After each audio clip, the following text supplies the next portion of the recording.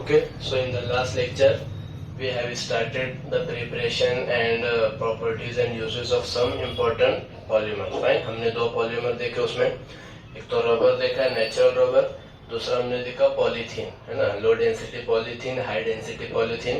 इन दोनों को पेपर कैसे किया जाता है, उसके बाद उनके प्रॉपर्टीज यूजेस हमने देखे। Now we will move to the third one, that is Teflon. Okay, so write down the third polymer, that is Teflon.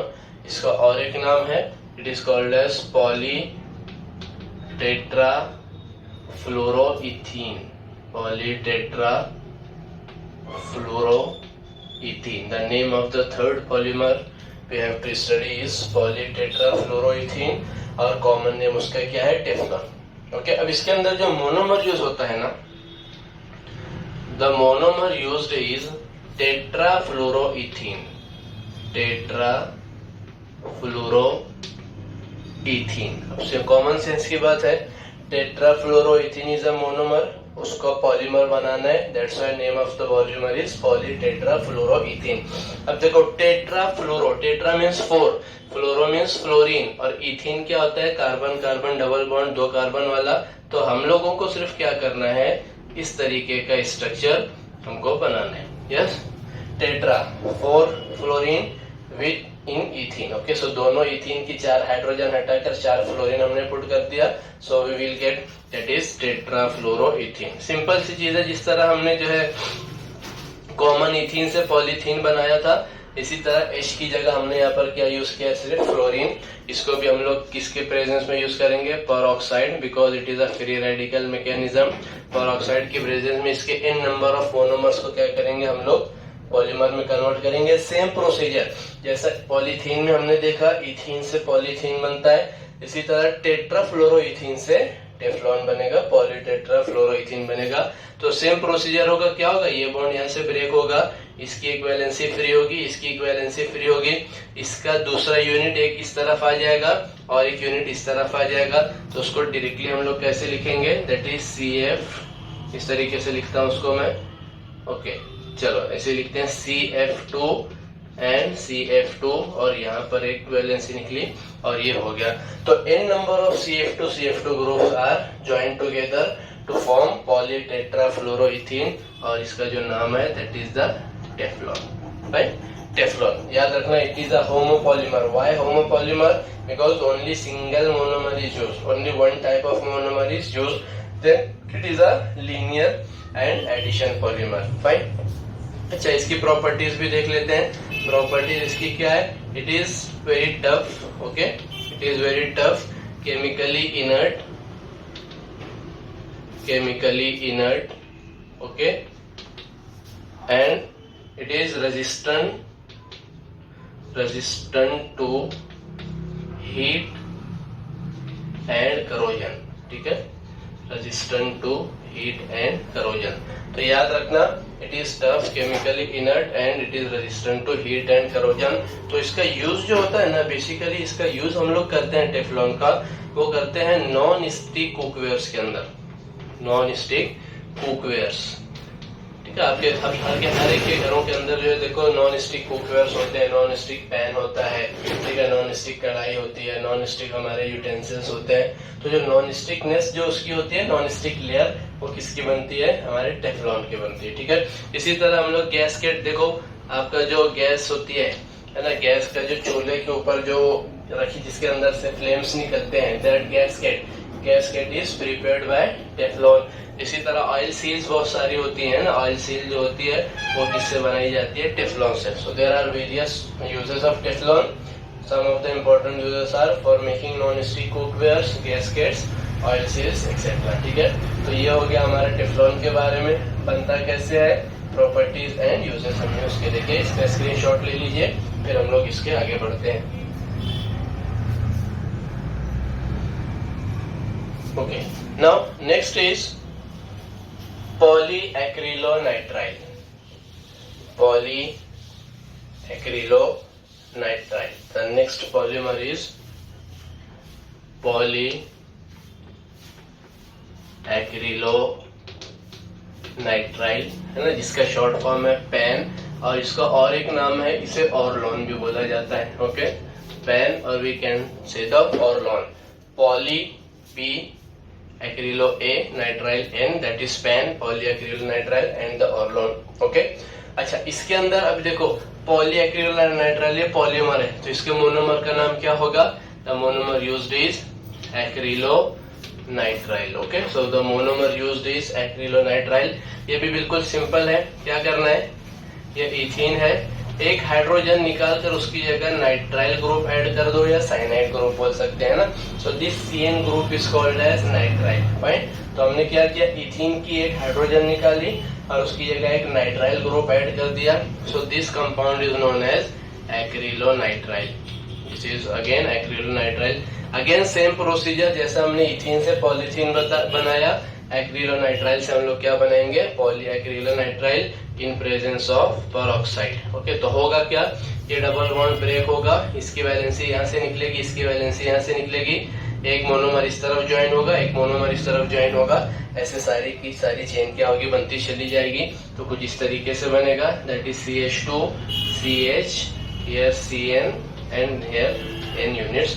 तो इसे क्या बोला जाता है, pan, which is nothing but the poly acrylonitrile. आगे बात समझ में बिल्कुल सिंपल है, पॉलीथीन है, टेफ्लॉन है, पैन है, इन सारों का प्रोसीजर बनने का बिल्कुल सेम है।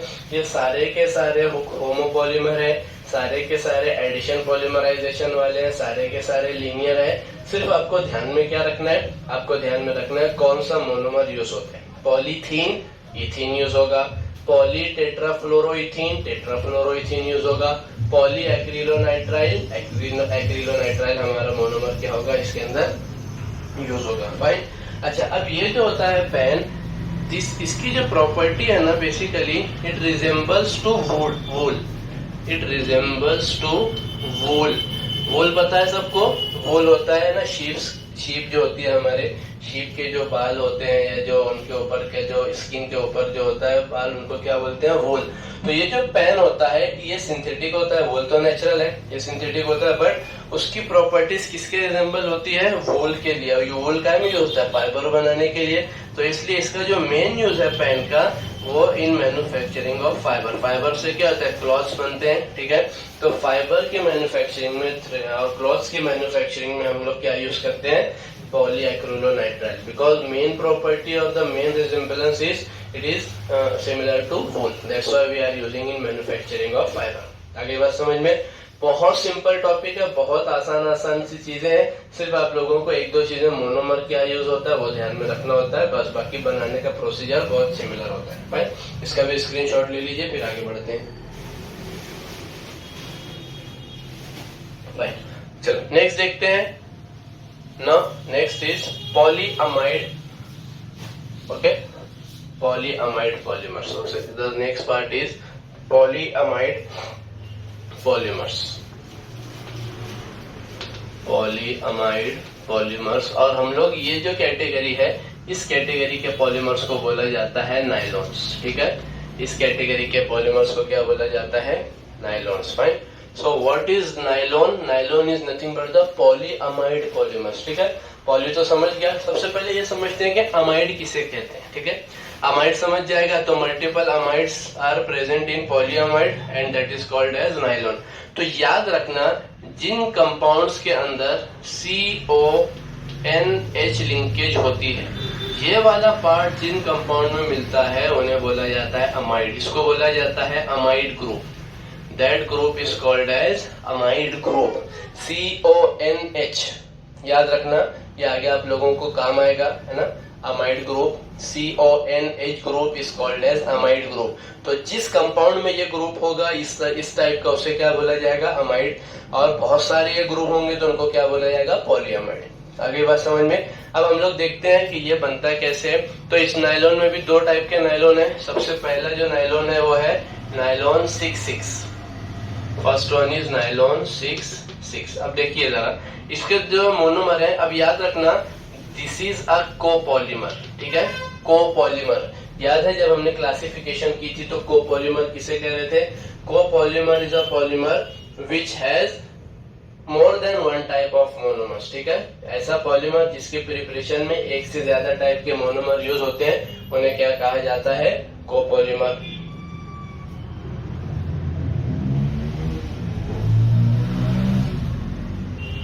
Fine, so my nylon 66 is a copolymer in which two types of monomers are used। अब वो मोनोमर का नाम लिख लो। एक्चुअली ये हम लोग देख चुके हैं, ठीक है, ये हम लोग देख चुके हैं कंडेंसेशन पॉलीमराइजेशन के पार्ट में, तो फिर भी इसको रिपीट करते हैं। First one is हेक्सामिथिलीन diamine.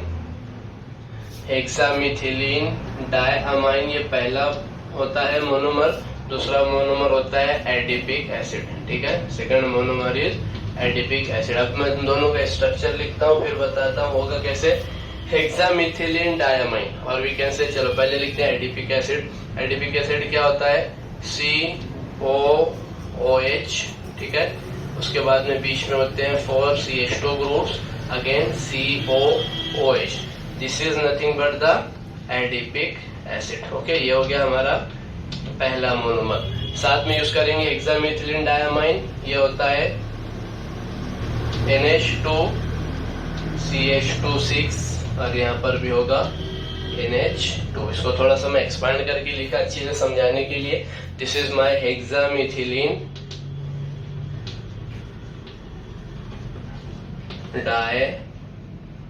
Diamine. भाई अब देखो, याद रखना यहाँ पर अब एडिशन पॉलीमराइजेशन नहीं होगा, यहाँ पर होगा कंडेंसेशन पॉलीमराइजेशन। इसके अंदर जो होता है वो होता है कंडेंसेशन पॉलीमराइजेशन। कंडेंसेशन पॉलीमराइजेशन की डेफिनेशन आप लोग रिवाइंड कीजिए, देखिए कंडेंसेशन की पॉलीमराइजेशन में क्या होता था, दो मोनोमर से मिलकर एक पॉलीमर बनता है, बट आफ्टर कॉम्बिनेशन कुछ न कुछ स्मॉल मॉलिक्यूल्स का लॉस होता है, कुछ न कुछ स्मॉल मॉलिक्यूल्स क्या होते हैं उसके अंदर से रिमूव होते हैं, याद रखना। तो देखो इसमें होता क्या है कि जो हेक्सामिथिलीन डायमाइन का जो NH2 ग्रुप है उसके अंदर से एक हाइड्रोजन, और हमारा जो एडिपिक एसिड का COOH ग्रुप है उसके अंदर से OH ग्रुप बाहर निकलते हैं। देखो इस तरीके से, यहाँ से निकलेगा H, यहाँ से निकलेगा OH, क्या बन गया, ये दोनों मिलकर क्या बनाएंगे, वाटर। तो याद रखना यहाँ से वाटर का मॉलिक्यूल क्या होता है, रिमूव होता है। अब देखिए जरा, यहाँ से H निकला, यहाँ से OH निकला, ठीक है। इसकी एक वैलेंसी क्या हो गई, यहाँ से H निकलने के बाद फ्री हो गई, यहाँ से OH निकलने के बाद इसकी वैलेंसी फ्री हो गई। ये दोनों क्या करेंगे, आपस में कंबाइन हो जाएंगे और इस तरीके से पॉलीमर बनेगा, ठीक है। तो मैं उसको वापस से नीचे लिखता हूँ, यहाँ का H रिमूव होगा, यहाँ का OH रिमूव होगा, और बनेगा क्या जरा देखिए, यहाँ पर जो बनेगा, यहाँ बनेगा C डबल बॉन्ड O, ये OH रिमूव हो, यहाँ का H रिमूव हुआ, ये डायरेक्ट किससे ज्वाइन होगा, N से, दैट इज NH। और बाकी के सारे इस तरीके से लिखो, CH2 6, now let's say NH2। अभी पहले इस तरीके से लिखते हैं, बाद में उसको बताऊंगा मैं, that is CH2 4, okay, here C double bond O OH। आई बात समझ में। अब जरा ये पार्ट के ऊपर गौर कीजिए, जरा ये पार्ट के ऊपर गौर कीजिए, दिख क्या रहा है, CONH। अभी बताया मैंने CONH, ये वाला ग्रुप जहां पर भी होगा that is called as amide group, ठीक है। अच्छा अब जरा देखिए, यहाँ से NH का हाइड्रोजन निकला, तो इस तरफ से भी तो हाइड्रोजन निकलेगा, यस। और इस तरफ से जब हाइड्रोजन निकलेगा तो जो दूसरा हमारा जो है एडिपिक एसिड वाला पार्ट है वो इधर आ जाएगा। जरा ध्यान से देखिए, यहाँ NH2 में से H निकला और ये वाला एडिपिक एसिड मैं यहाँ पर रखता हूँ, तो इसके अंदर का OH ग्रुप क्या होगा, इसके साथ कंबाइन होकर वाटर निकालेगा, यहाँ पर भी NH और CO का ग्रुप मिलेगा। इसी तरह ये वाले एडिपिक एसिड में से ये OH ग्रुप निकलेगा और इसके बाजू में क्या होगा, दूसरा हेक्सामिथिलीन डायमाइन का हाइड्रोजन, वो दोनों आपस में कंबाइन होकर वाटर निकालेंगे, इसका कार्बन उसके नाइट्रोजन से अटैच होगा।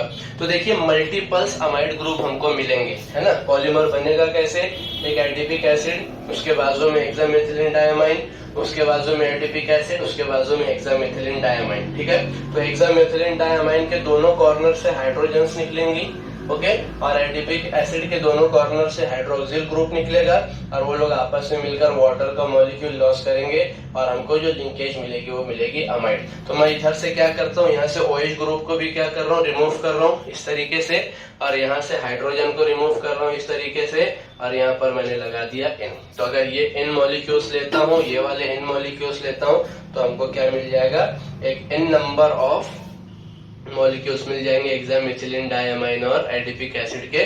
सो that compound is called as nylon 6,6। अच्छा, अब इसका नाम 6,6 क्यों है? नाइलॉन 6,6, तो बेसिकली ये जो 6,6 है ना, ये नंबर ऑफ कार्बन एटम बताता है। अभी देखिए हेक्सामिथिलीन डायमाइन में total number of carbon atoms कितने हैं? 6। एडिपिक एसिड में देखिए यहाँ पर कितने हो गए? 4, यहाँ पर एक 5, यहाँ पर एक 6। ठीक है, तो दोनों के अंदर 6 कार्बन एटम्स हैं, दैट्स व्हाई 6,6 है ना। 6 carbon atoms in हेक्सामिथिलीन diamine, 6 carbon atom in adipic acid, that's why the name is nylon 6,6। आगे बात समझ में? इसका स्क्रीनशॉट ले लीजिए, इसके यूजेस और प्रॉपर्टीज देखते हैं। Now let's say the properties first. हम सबको पता है नायलॉन है ना, हमने सबने नायलॉन देखा है, नायलॉन की रोप्स देखी है, नायलॉन के क्लॉथ देखे हैं। ठीक है, तो इसकी प्रॉपर्टी होती है this is very high in tensile strength. Okay, इसकी जो टेंसाइल स्ट्रेंथ होती है वो बहुत हाई होती है, हाई टेंसाइल स्ट्रेंथ। ठीक है, इसका नायलॉन का एक रोप लो या कोई फाइबर ही ले लो और उसको जो है ब्रेक करने की कोशिश करो, बहुत मुश्किल होता है, नहीं ब्रेक होता है ना, आमतौर से बड़े बड़े लोग उसको ब्रेक नहीं कर पाते। Why? Because it has high tensile strength. दूसरा है it does not soak in water ना, does not soak in water. Nylon का के ऊपर वाटर का कोई इफेक्ट नहीं होता है ना। आप कॉटन की रोप्स डाल दो या कॉटन का फाइबर डाल दो, वो क्या हो जाएगा? पानी को अपने अंदर सोक कर लेगा। बट नायलॉन के केस में ऐसा नहीं होता, nylon does not soak in water. Fine, ये एक दो प्रॉपर्टी याद रखना। दैट्स व्हाई यूज इसका देख लेते हैं। यूजेस ऑफ नायलॉन भी एकदम सिंपल सी चीज है, हमारे तो डेली लाइफ में बहुत सारे यूजेस होते हैं नायलॉन 6,6 के। इससे बनता है ब्लिस्टर्स ऑफ ब्रशेस। ठीक है, ब्लिस्टर्स ऑफ हमारे जो टूथ ब्रश होता है या और कोई भी दूसरा ब्रश अगर हम लोग उसके जो ब्लिस्टर्स होते हैं, ब्लिस्टर्स मतलब वो जो दांत है ना, लेट्स से ये टूथ ब्रश है हमारा, इसके जो ये जो ब्लिस्टर्स होते हैं that blisters are made by nylon. ठीक है, नायलॉन 6,6 से बनते हैं। कभी आप घर जाना है तो अपने टूथ ब्रश को चेक कर लेना, वो जो उसका ब्लिस्टर होता है वो कैसा होता है? नायलॉन के जैसा होता है। उसके बाद इसकी शीट्स बनती हैं। ठीक है, बहुत सारी देखो घरों के बाहर शीट्स लगती हैं, ग्रीन कलर टाइप की शीट्स है ना, वो भी नायलॉन का होता है। इसी तरह टेक्सटाइल के अंदर जो फाइबर यूज होता है, टेक्सटाइल फाइबर्स। ठीक है, नायलॉन के बहुत सारे रोप्स हैं जिस फाइबर से या नायलॉन के बहुत सारे क्लॉथिंग मटेरियल भी बनते हैं। ये सारे क्या है? नायलॉन 6,6 के यूज हैं। आगे बात समझ में? तो this is all about nylon 6,6। ये पहला पॉलीअमाइड पॉलीमर हो गया। Now let's see the second polyamide polymer which is nylon 6 only. ठीक है, वो क्या है? नायलॉन 6 है। ये भी बेसिकली हम लोग देख चुके हैं। इसके अंदर जो मोनोमर यूज होता है that monomer is epsilon caprolactam. ठीक है, epsilon caprolactam is a monomer. Basically एक रिंग स्ट्रक्चर होता है। अब देखो उसमें होता कैसे है, यहाँ पर NH ग्रुप है, यहाँ पर C double bond O group है, उसके बाद 5 CH2 ग्रुप इससे अटैच होते हैं। 1 2 3 4 एंड 5। ये 5 CH2 ग्रुप क्या होते हैं? 5 CH2 ग्रुप, एक कार्बन एक नाइट्रोजन के 7 मेंबर की रिंग होती है। अब एप्सिलॉन नाम क्यों? इसलिए कि देखो ये हो गया अल्फा, ये तो हमारा फंक्शनल ग्रुप हो गया ना, ये अमाइड ग्रुप हो गया, CONH अमाइड ग्रुप हो गया। तो इसके बाद अल्फा, उसको वो दूसरा second is beta, third is gamma, fourth is delta, fifth is epsilon. That's why the name is epsilon caprolactam. अब अगर किसी को याद हो तो ये भी हमने कहाँ पर देखा? रिंग ओपनिंग पॉलीमर्स के अंदर। ठीक है, रिंग ओपनिंग इसमें क्या होता है? बेसिकली ये वाली लिंकेज क्या होती है? ब्रेक होती है। और ये लिंकेज ब्रेक होगी तो एक तरफ कौन सा पार्ट आएगा? NH पार्ट, दूसरी तरफ कौन सा पार्ट आएगा? CO पार्ट, और दोनों की एक एक वैलेंसी फ्री होगी और बीच में आ जाएंगे 5 CH2 ग्रुप। तो ये बनता कैसे है? एक तरफ आया NH का ग्रुप, बीच में आ गया 5 मिथिलीन ग्रुप, 5 एक तरफ आ गया CO का ग्रुप। अब देखो बॉन्ड ब्रेक हुआ ना, बॉन्ड ब्रेक हुआ तो इसकी इक्विवेलेंसी फ्री हुई और इसकी इक्विवेलेंसी फ्री हुई, कुछ इस तरीके से। अच्छा, अब देखो जब इसकी वैलेंसी फ्री हुई तो जब दूसरा एप्सिलॉन कैप्रोलैक्टम आएगा तो ये पहले वाले NH के साथ दूसरे वाले का CO ग्रुप अटैच होगा और इसी तरह इसके CO ग्रुप के साथ इधर वाले का NH ग्रुप अटैच होगा। आई ये बात समझ में? तो इस तरीके से CONH बहुत सारी अमाइड पॉलीअमाइड हमारे पास ग्रुप्स आ जाएंगे। That's why it is a polyamide polymer. तो ये हो गया उसका नाइलॉन 6 का पॉलीमराइजेशन। ओके, अच्छा अब देखिए इसका भी नाम नाइलॉन 6 क्यों पड़ा, इसलिए कि देखो इसमें तो एक ही मोनोमर है ना, दैट इज अ होमोपॉलीमर, और इसके अंदर नंबर ऑफ कार्बन काउंट कीजिए 1 2 3 4 5 6 and that's why it shows the number of carbon atoms in monomer. अगली बात समझ में, that's why the name is nylon 6। इसका भी स्क्रीनशॉट ले लीजिए, फिर इसकी प्रॉपर्टीज देख लेते हैं। सेम प्रॉपर्टीज होगी, हाई टेंसाइल स्ट्रेंथ, जैसा हमने नाइलॉन 6 में देखा तकरीबन ये नाइलॉन भी उसी के जैसा होता है। प्रॉपर्टीज की अगर हम लोग बात करें तो property is nothing but high tensile strength, और उसका यूज भी क्या होगा, सेम यूज है ना, फाइबर्स बनाने के अंदर और रोप्स के अंदर, है ना। नायलॉन की देखो जो रस्सियां होती हैं, रोप्स होती हैं, उनके अंदर हम लोग क्या यूज करते हैं, नायलॉन 6 का यूज करते हैं। फाइन, तो सिंपल है, बहुत आसान है, सिर्फ मोनोमर याद रखना होता है बस, उससे बनने का प्रोसीजर आपको खुद ब खुद ऑटोमेटिकली ध्यान में आ जाएगा। ठीक है, तो आज 3 हमने देखा, टेफ्लॉन का देखा, ओके, उसके बाद में क्या देखा, टेट्राफ्लोरोइथीन देखा, सॉरी टेट्राफ्लोरोइथीन टेफ्लॉन तो सेम है, पॉलीएक्रिलोनाइट्राइल और ओरलॉन देखा, और थर्ड क्या देखा हमने, पॉलीअमाइड पॉलीमर्स, उसमें नाइलॉन 6 और नाइलॉन 6। फाइन, अब इसके बाद नेक्स्ट लेक्चर में इसके आगे के पॉलीमर्स हम लोग देखने वाले हैं। Thank you.